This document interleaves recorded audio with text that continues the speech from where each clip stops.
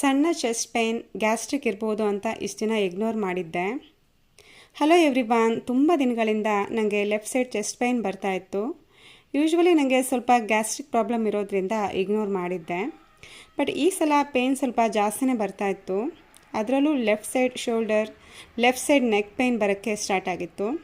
ಇವಾಗೆಲ್ಲ chest pain ಬಂದರೆ neglect ಮಾಡೋ ಹಾಗೆ ಇಲ್ಲ ಅಲ್ವಾ? ಯಾಕಂದರೆ ಎಷ್ಟೆಲ್ಲ ಹೆಲ್ದಿ ಡಯಟ್ ಆ್ಯಂಡ್ ಎಕ್ಸಸೈಸ್ ಅಂತ ಫಾಲೋ ಮಾಡೋರೆ ಎಷ್ಟೋ ಜನ ಬೇಗನೆ ಹೋಗಿಬಿಟ್ರು. ಒಂದು ಸಲ ಚೆಕಪ್ ಮಾಡ್ಕೊಂಡು ಬರೋಣ ಅಂತ ಹಸ್ಬೆಂಡ್ ಡಾಕ್ಟರ್ ಹತ್ರ ಕರ್ಕೊಂಡು ಹೋದರು. BP, ಶುಗರ್, ECG ಎಲ್ಲ ಟೆಸ್ಟ್ ಮಾಡಿಸಿದ್ವಿ.